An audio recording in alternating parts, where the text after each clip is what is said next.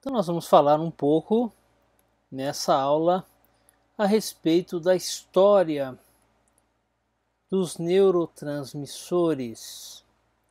Todo neurotransmissor tem uma história, ou seja, primeiramente, eles são sintetizados. Então nós temos uma síntese. Primeiramente, nós temos uma síntese. Aonde que ele vai ser sintetizado? Ou no corpo celular, por exemplo, se ele for um peptídeo, lá no corpo celular ele vai ser sintetizado no retículo endoplasmático rugoso, ou ele pode ser sintetizado no próprio botão axônico. Esse aqui é o botão axônico, ou botão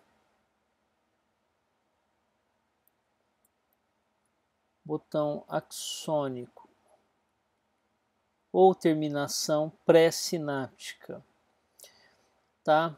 Então, na terminação no botão axônico.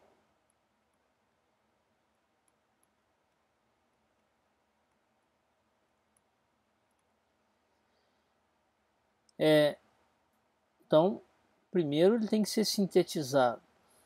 Depois haverá sua liberação.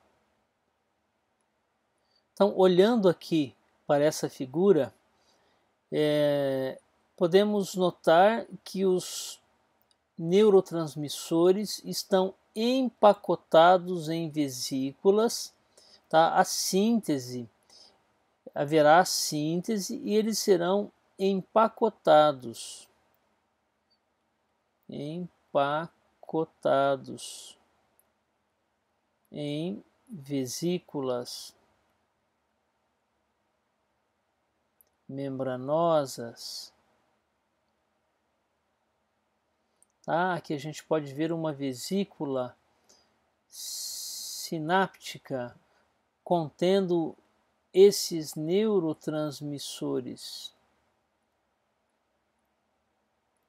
Então, ou o neurotransmissor é feito lá em cima, quando ele é feito lá em cima, ele desce, né? ele é trazido para cá, ou ele é feito aqui mesmo, no botão axônico.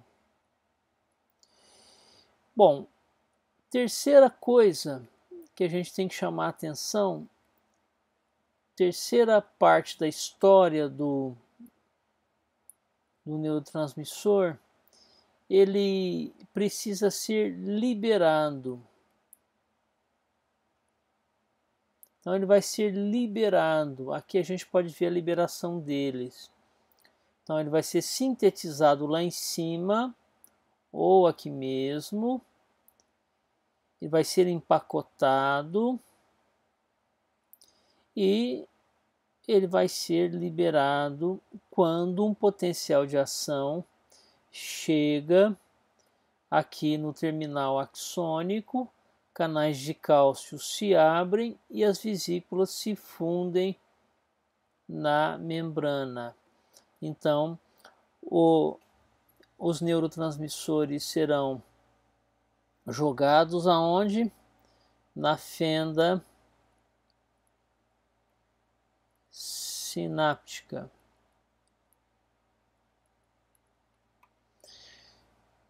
Ok, então,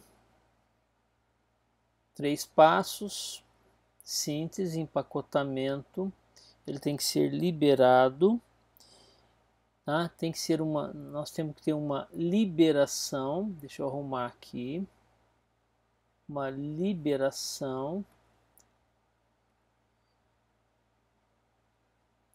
Número 4, ele precisa, depois que ele é liberado na fenda, ele se difunde na fenda se liga em receptores. Aqui o exemplo é a acetilcolina, que é feita aqui mesmo no botão sináptico. Tá? A acetilcolina abre canais de sódio e nós vamos ter a geração dos PEPSs, que são os potenciais excitatórios pós-sinápticos.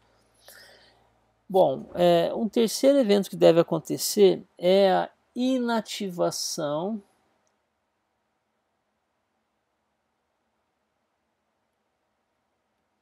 do neurotransmissor. Ele tem que ser inativado. Se ele não for inativado, ele continua atuando aqui no neurônio. Então é necessário uma inativação. Número 4. Aqui, ó, inativação. Essa inativação ela é feita por enzimas. Não só inativação, mas também difusão. Difusão para longe da fenda. Então, o neurotransmissor vai se difundir para longe da fenda. Ele vai escapar da fenda. Ele vai se difundir para fora. Difusão. E aí, por exemplo, astrócitos podem captar esse neurotransmissor. Tá? Astrócitos. Então é muito importante não só a inativação, mas também a difusão para longe da fenda sináptica, tá? Então essa difusão vai ser importante porque esse neurotransmissor vai sair do ponto de ação dele. Ele pode ser captado por células da glia, como o astrócito. Ok? E também um quinto evento que a gente não pode esquecer, tá? Que é a recaptação.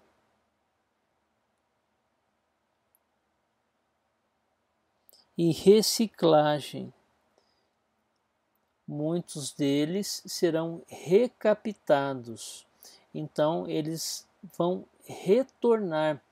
Alguns escapam e vão embora por difusão e outros são levados de volta para dentro da célula. Número 5. Então essa é a história do neurotransmissor. Ele é produzido ou no corpo celular ou no botão axônico, localmente no botão. Ele é empacotado em vesículas membranosas. Número 2, a gente pode ver aqui.